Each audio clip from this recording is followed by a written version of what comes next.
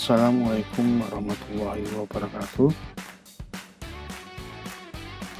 Salam sejahtera untuk kita semua. Bagaimana keadaan Anda? Semoga keadaan Anda dalam keadaan sehat, ya. Dengan tentu kebiasaan hidup sehat, ya, perlu. Nah, pada pertemuan kali ini, ya, pertemuan kedua ini, saya akan membahas mengenai istilah, term, dan definisi-definisi dalam audio digital. Saya merasa ini perlu Anda ketahui sebelum masuk ke dalam materi-materi yang lebih kompleks lagi, ya, yang lebih, karena akan dijumpai istilah-istilah ini, sehingga Anda perlu mengetahui terlebih dahulu. Jangan sampai misalkan sudah jauh pengertiannya, bisa nanti kita akan apa itu bit depth,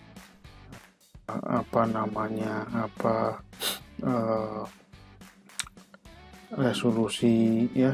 Nah, bagaimana kita langsung aja lah, ya, ke materi utamanya di slide berikutnya.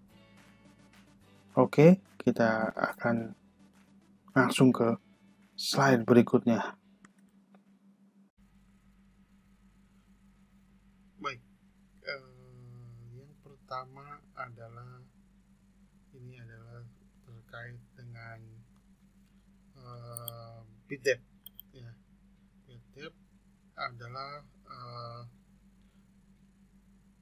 jumlah data dalam bentuk data biner, ya, karena kita bicara teknologi digital, ya, maka datanya tentu biner, bisa angka 0 dan 1 saja, ya, 2 digit saja, ya, yang menunjukkan seberapa detail hasil konversi sinyal analog yang diubah menjadi data digital, ya. Pertemuan sebelumnya mungkin kita membahas mengenai analog to digital, bagaimana konversi dari sinyal analog ke sinyal digital. Tapi kita akan coba ulang lagi, ya. Nah, nilai bit depth ini yang umum digunakan dalam digital audio, biasanya antara 16 bit, 24 bit, 32 bit, ya.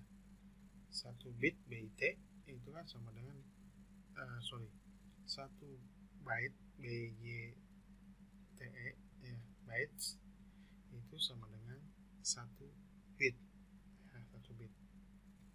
Masih ingat mata kuliah teknik digital di semester 4? Tentu ya, saya mesti ingat, ya, karena baru semester yang lalu, ya.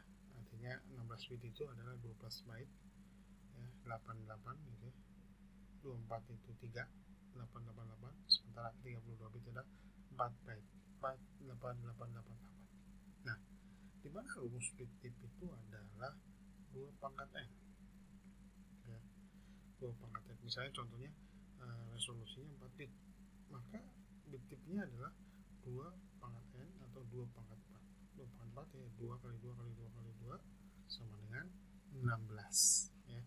Jadi ada 16, ya.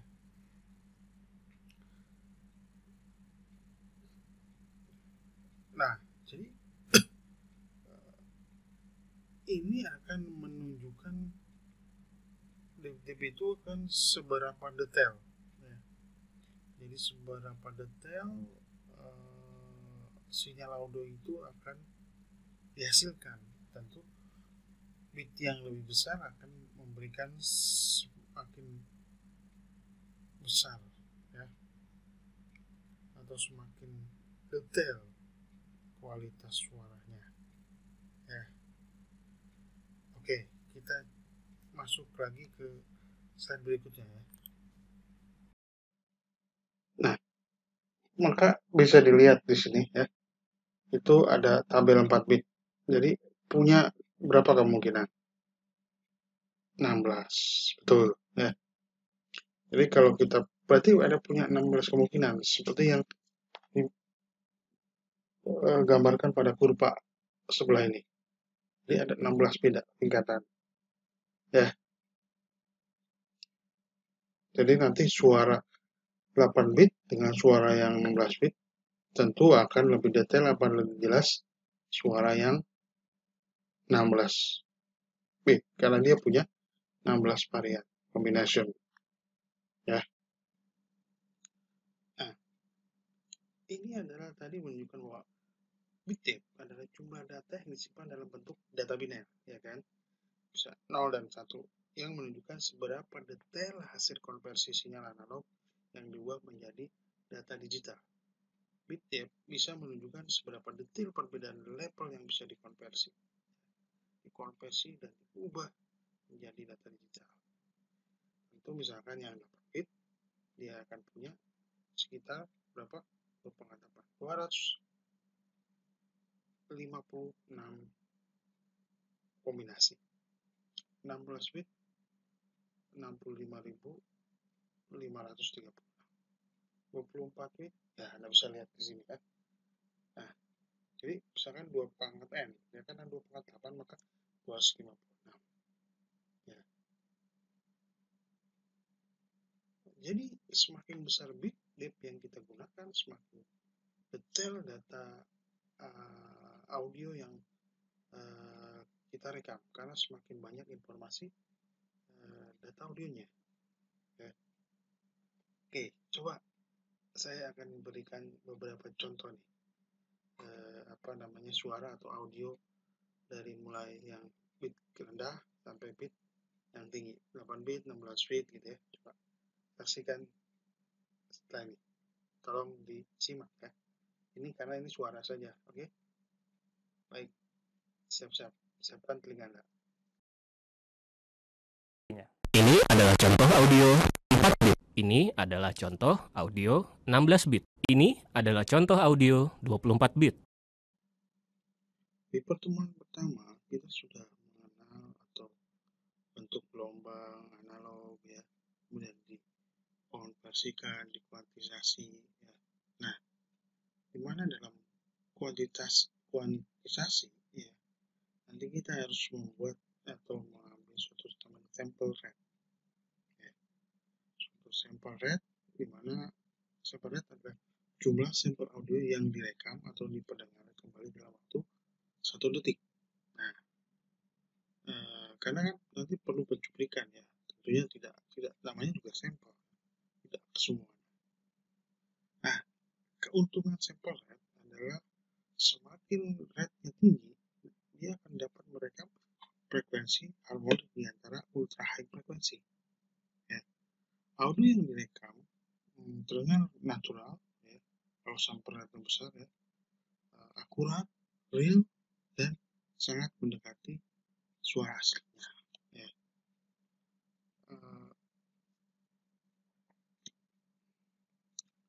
Nah, dalam teori Nyquist Shannon, ini salah satu profesor, dia menyatakan bahwa ketika frekuensi sampling lebih besar dari 2 kali frekuensi maksimum sinyal yang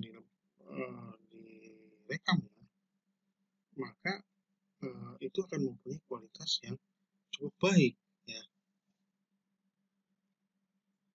Nah, misalkan CD audio ya, CD audio itu sampel atau standar sampelnya adalah 44 kHz ya. Oke, nanti mungkin akan kita lebih gampangkannya lagi ya. Nah, ketika Anda melihat di gambar sebelah sini ya, yang gelombang itu kan ada kotak-kotak yang mungkin low sample rate yang pertama yang atas ya, yang bawah high sample rate. Jadi semakin tinggi, semakin besar sample rate akan mempunyai kualitas yang lebih mendekati realnya, akurat gitu ya, sample rate seperti itu.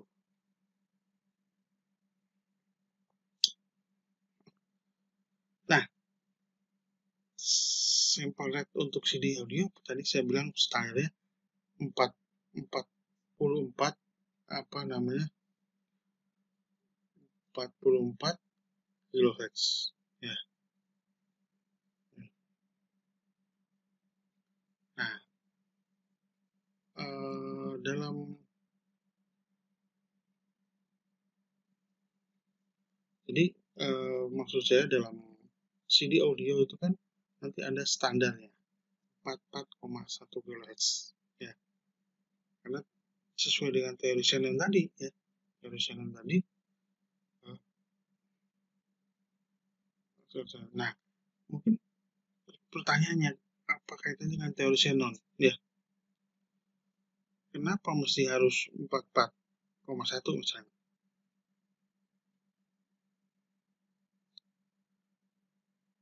ya, teori ini yaitu Shannon tadi.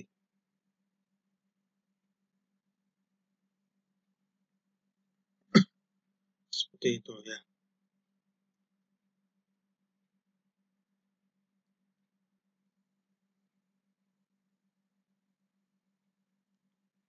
Nah,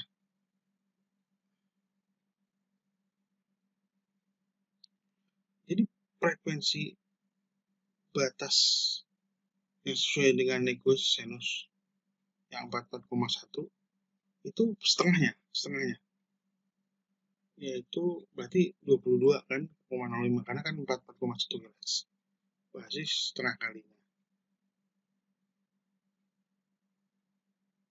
Nah, ini maksudnya ya, tadi standar-standar itu tentu dengan tadi. Oke, mungkin.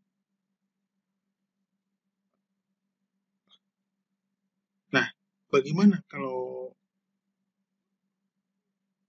kita merekam dengan sampling rate 48 bukan 44,1?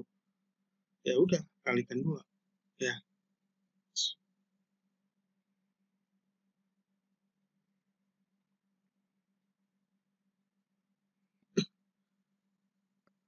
Nah, itu keuntungannya sample rate. Sample rate tinggi dapat merekam frekuensi harmonik di area ultra high frekuensi.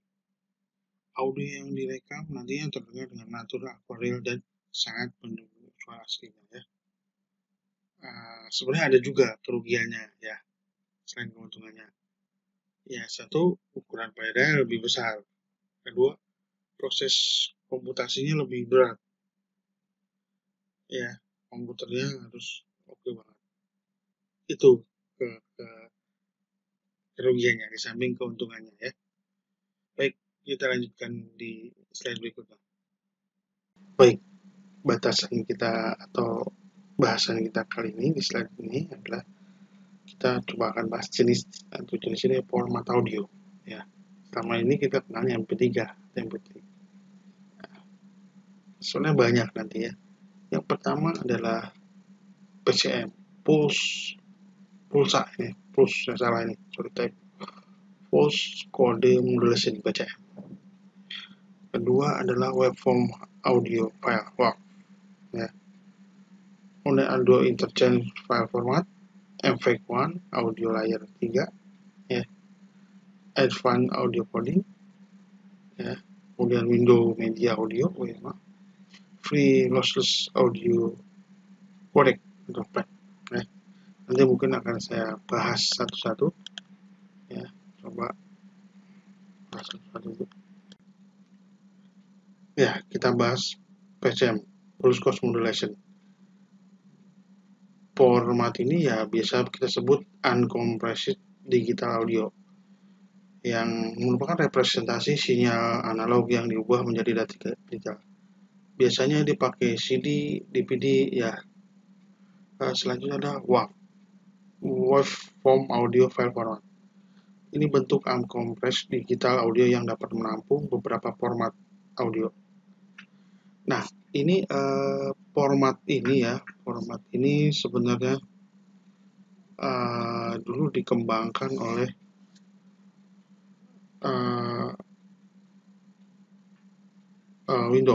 Microsoft Windows. Tapi sebenarnya bisa juga untuk menampung format audio lain sih sebenarnya. Ya.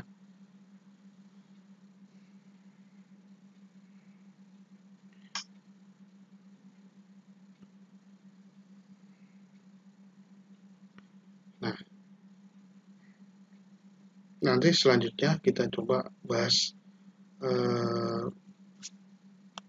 berikutnya ya, selainnya.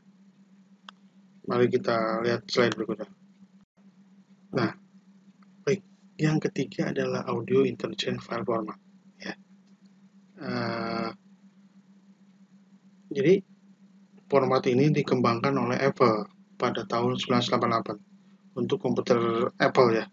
Sama seperti komputer web, kompresor ini bisa menampung uncompressed PCM, anti-compressor.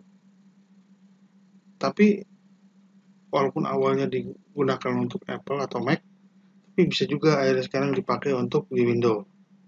Sama kayak tadi dengan WAP ya. WAP tadinya dipakai WAP kan awalnya dipakai Microsoft ya, dibuat oleh Microsoft, tapi bisa juga sekarang dipakai oleh Apple atau Mac ya. Jadi saling inilah, saling melengkapi lah ya. Banyak file. Nah, selanjutnya adalah file MPEG-1 audio layer 3 atau kita mengenalnya MPEG-1 ya. Jadi file MPEG-1 ini sangat populer, paling populer ya, paling populer. Ini salah satu format lossy compression, yaitu teknik yang mengkompres ukuran data yang lebih mudah dipindahkan ke bagian media. Rata-rata nih file MP3 itu biasanya kecil ya, 10% dari file aslinya. Nah, tapi sebenarnya kalau Anda tahu bahwa dengan MP3 ini ada beberapa yang harus dikorbankan. Apa yang dikorbankan? Yaitu ada beberapa frekuensi yang dibuang. Yang dibuang itu frekuensi-frekuensi yang di luar atau yang di luar sensitivitas telinga manusia. Ingat ya, bahwa di pertemuan pertama bahwa frekuensi yang bisa didengar oleh manusia adalah, masih ingat? Ya, 20 Hz sampai 20 kHz. Mungkin kadang-kadang enggak sampai 20 kHz juga kita nggak ada. Nah, frekuensi-frekuensi itu yang dibuang, gitu ya. Oke, selanjutnya apalagi file atau format audio yang lain. Oke, mari kita saksikan di slide berikutnya. Nah, selanjutnya adalah AAC ya, atau Advanced Audio Coding. Jadi ini sebenarnya format ini sebenarnya untuk menandingi atau mengimbangi kepopuleran daripada format MP3 ya. Jadi format dengan algoritma kompresi audio yang lebih advance sehingga dapat menghasilkan audio yang lebih baik daripada MP3 ya.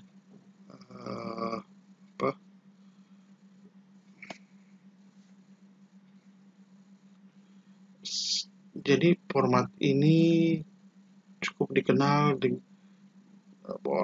format audio yang digunakan oleh iTunes tahu kan, sama Apple. Walaupun ya masih belum menandingi MP3. Oke, yang keenam adalah Windows Media Audio. Jadi sesuai dengan namanya, format ini pasti dikembangkan oleh Microsoft untuk mengimbangi MP3. WMA awalnya dibuat untuk bersaing dengan MP3 sama dengan AAC tadi ya. Tapi karena tidak jauh beda kualitasnya juga dengan ULAS, maka format ini kurang terlalu populer lah. Yang ketujuh adalah FLAC, ya, Pre-Lossless Audio Codecs. Lossless format ini bisa dikembalikan dari lossy compressor. Jadi metode ini dengan lossless itu metode kompresi yang menawarkan lebih kecil tetapi kualitas suara yang menyerupai daripada file aslinya. Jadi ukuran file asli itu adalah 60%. Ya. Ini FLAC ini bebas royalty dan open source. Nah, ada yang unik ya. Ada jadi kalau file FLAC dikompresi, ya, maka ini tidak ada penurunan kualitasnya. Ini kan bagus sekali ya. Oke, kurang lebih seperti itu. Ada beberapa format audio. Baik, setelah tadi kita coba bahas beberapa format audio yang beredar di sekitar kita ya, di dunia industri musik. Nah, kita sekarang coba membahas istilah atau term lain seperti mono, stereo, surround. Apa itu? Ya. Oke, mono ya. Mono audio adalah format audio yang paling luas. Jadi ini pas awal-awal ya digunakan. Sampai sekarang masih digunakan juga di radio AM dan beberapa televisi. Atau speaker handphone Anda yang digunakan itu sebenarnya masih tetap mono. Kecuali ya handphonenya agak mahalan dikit lah ya. Nah, mono audio itu merujuk pada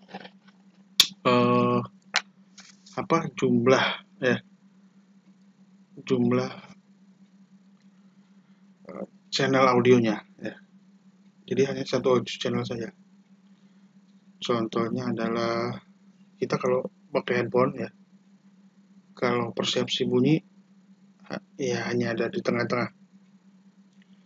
Nggak pernah melihat misalkan gitar kiri di kanan atau backing vokalnya bersaut-sautan kiri dan kanan ya pakai handphone.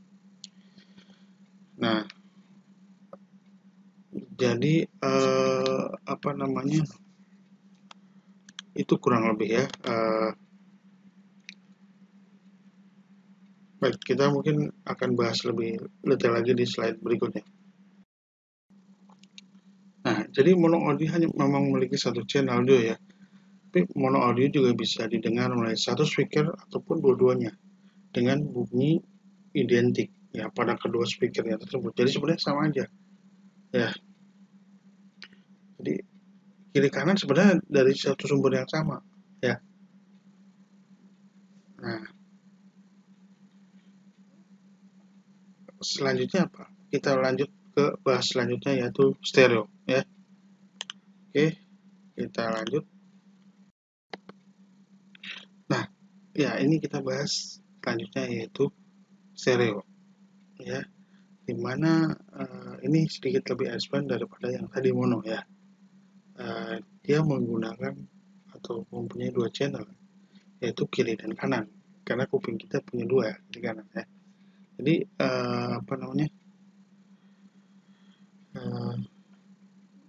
jadi bunyinya juga nanti yang hadir beda, tidak seperti mono tadi. Bisanya kalau di konser atau apa gitu ya, jadi kalau kita melihat konser musik secara langsung kita bisa visualnya melihat vokalis di tengah ya, yang kita dengar suara vokalisnya juga ada di tengah-tengah stereofilnya. Mungkin ada gitaris yang cuma di pojok kiri atau kanan ya. Nah, jadi kedengarannya juga sama ada di kiri kanan. Nah, jadi stereo audio format itu sesuai dengan visual. Nah, ini sebenarnya cuma dua dimensi ya audio. Nanti ada yang 3D, ada apa? Nanti kita bisa bahas lebih lanjut ya. Dua dimensi aja karena kiri dan kanan. Ada nggak kira-kira? Ada sebenarnya yang lebih daripada dua dimensi. Seperti surround ya. Nanti kita coba slide selanjutnya bahas mengenai surround ya. Oke, nah seperti yang saya tadi ungkapkan bahwa ada yang lebih dari dua dimensi kayak stereo tadi, kiri dan kanan. 3 dimensi lah ibaratnya ya. Ada itu namanya surround ya. Jadi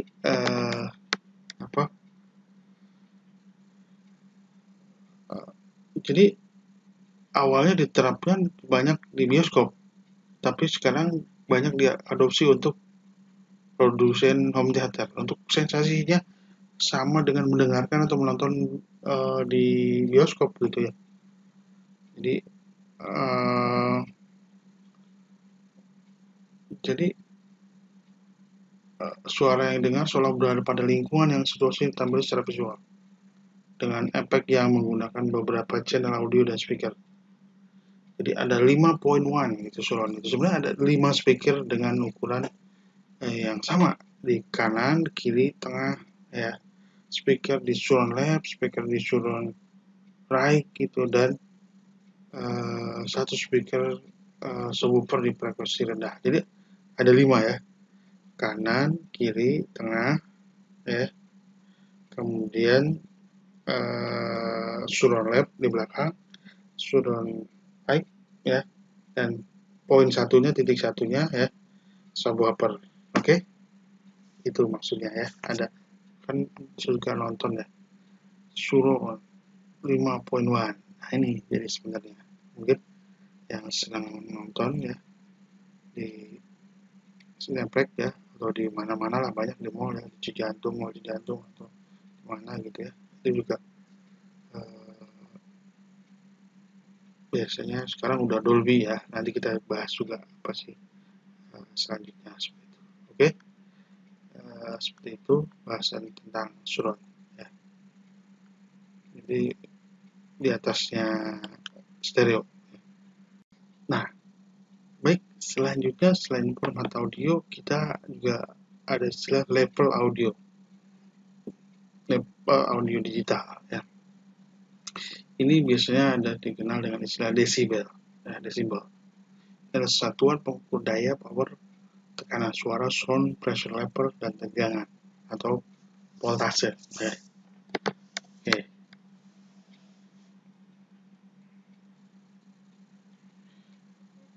Jadi ada beberapa jenis satuan dB yang digunakan. Jadi nggak hanya dB tok aja ya. Apa itu? Nanti akan saya jelaskan di slide berikutnya. Ya. Baik, ada beberapa jenis ya atau satuan dB sebenarnya. Ada dBu, ada dBV, voltase ya. Oke,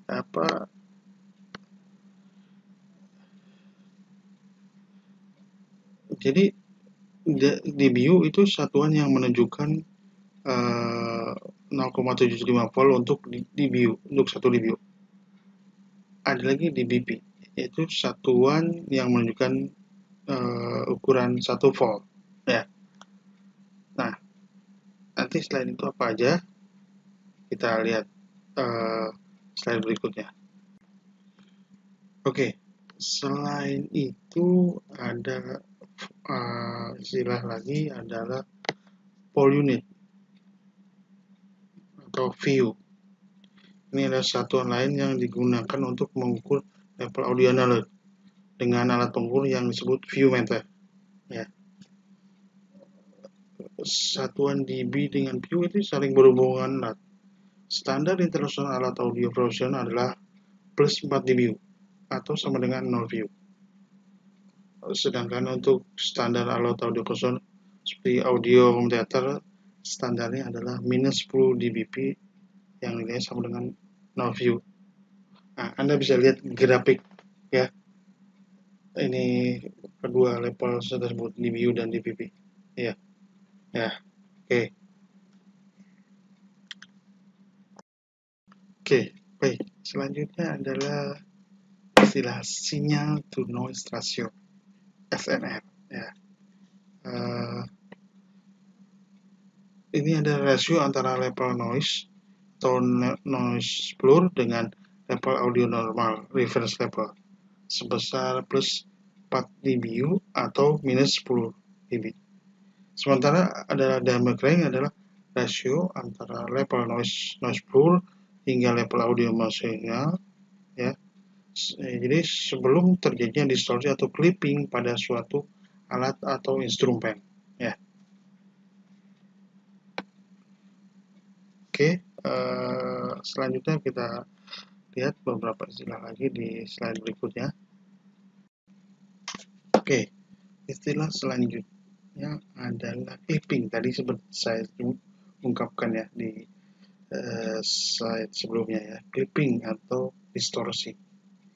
yaitu bunyi yang terdengar pecah saat kita menaikkan level melebihi ambang batas level suatu alat atau instrumen, ya seperti itu.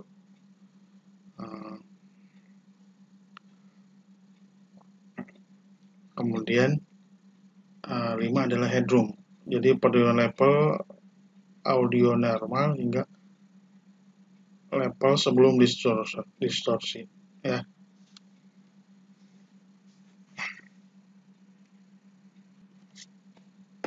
Jadi ini ada level yang optimal untuk merekam audio, ya. Jadi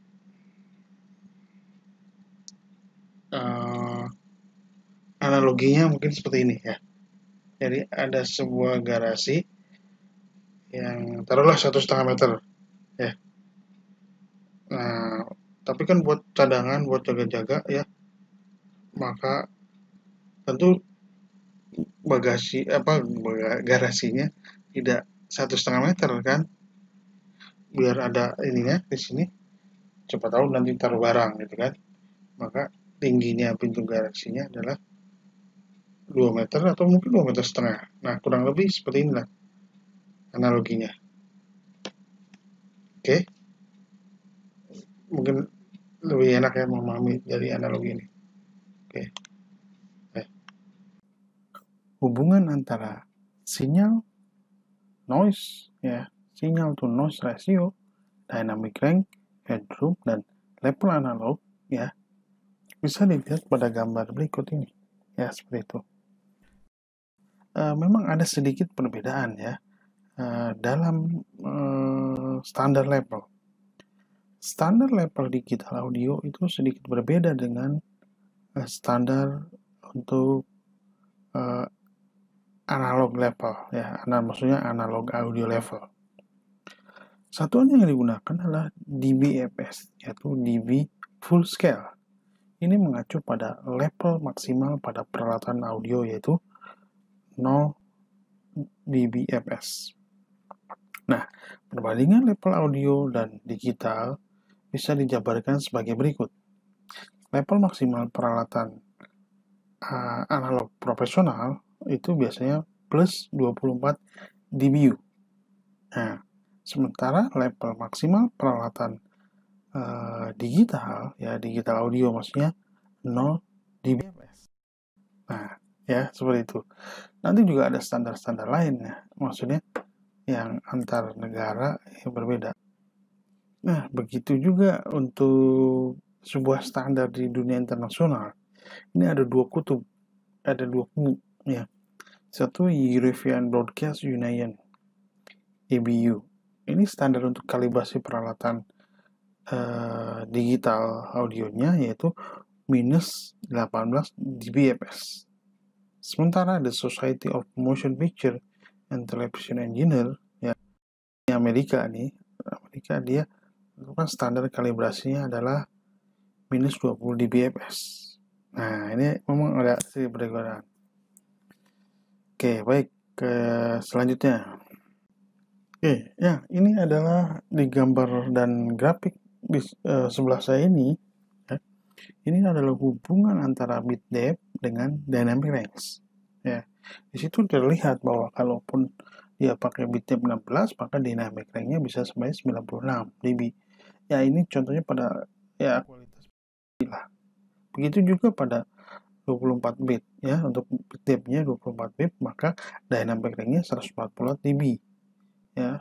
Atau yang lebih hebat lagi, 30 bit, ya, 190 dB, seperti high resolution master audio, ya. Signal noise juga sama seperti itu diperlihatkan di sini, ya. 0, 20, 40, 60, dan sampai seterusnya 200. Oke, seperti itu. Ya, selain level-level seperti dB, dBu, dBFS, ya, tadi seperti dynamic range, ada sekarang berkembang satuan-satuan lain seperti root mean square RMS dan loudness standar. RMS adalah satuan level digital audio untuk menunjukkan level rata-rata dari sinyal audio. Sementara loudness adalah suatu level digital audio untuk mengukur seberapa keras level audio yang diterima dengan biasanya satuan unit LU ya. Apa namanya? Jadi biasanya ada RMS meter, itu ada average-nya. Nah, dia standar loudness biasanya untuk dunia pertelevisian dan digital streaming. Loudness ini ada dua ya, ada LUFS standar review itu minus 23, loudness LKPS ya. Nah, ini seperti tadi sebenarnya ada DBU, DBFS. Ini kalau LUFS itu digunakan di Eropa, LUFS. Sementara yang LKPS itu digunakan di Amerika. Ini sebenarnya sama kayak tadi ya. Nah, untuk target audio ya, target audio yaitu untuk loudness-nya ya, target audio yaitu misalnya YouTube dia ada minus 13 LUFS. Untuk Spotify ya minus 14 ya. Nanti kita lihat beberapa istilah lainnya ya. Baik, tadi saya sudah membahas mengenai loudness ya. Untuk YouTube berapa, untuk Spotify berapa. Jadi alat ukur ya untuk tingkat kekerasan audio ini kita namakan loudness meter ya, loudness meter. Nah, parameter untuk loudness meter adalah momentary level, yaitu tingkat loudness untuk sinyal audio dengan rentang waktu 0,4 detik. Yang kedua, short term, yaitu tingkat loudness untuk sinyal audio dengan rentang waktu 3 detik. Kemudian yang kedua, integrated, yaitu tingkat loudness untuk keseluruhan durasi materi audio yang dianalisa oleh loudness meter. Nah, sampai sini saya sudah membahas beberapa istilah-istilah dalam digital audio ya. Mungkin ini bisa bermanfaat untuk Anda ke depannya ya. Dengan penanganan istilah ini nanti materi-materi kita yang akan datang dengan banyak istilah-istilah audio yang digunakan, maka mungkin Anda akan lebih gampang lagi ya cernanya. Saya kira itu saja yang bisa saya sampaikan untuk pertemuan kali ini. Untuk pertemuan yang akan datang, coba kita akan membahas mengenai beberapa alat penunjang seperti mikrofon ataupun speaker ya. Nanti kita bisa lihat juga. Akhirul kata, wassalamualaikum warahmatullahi wabarakatuh. Mohon maaf bila selama ini mungkin ada kekurangan dalam penyampaian ya, dan beberapa minggu mungkin saya tidak bisa hadir dan memberikan materi video dan segala macam atau background dikarenakan ya ada kesehatan saya kurang membaik ya. Insya Allah kedepannya saya akan melanjutkan materi-materi selanjutnya. Akhir kata, wassalamualaikum warahmatullahi wabarakatuh.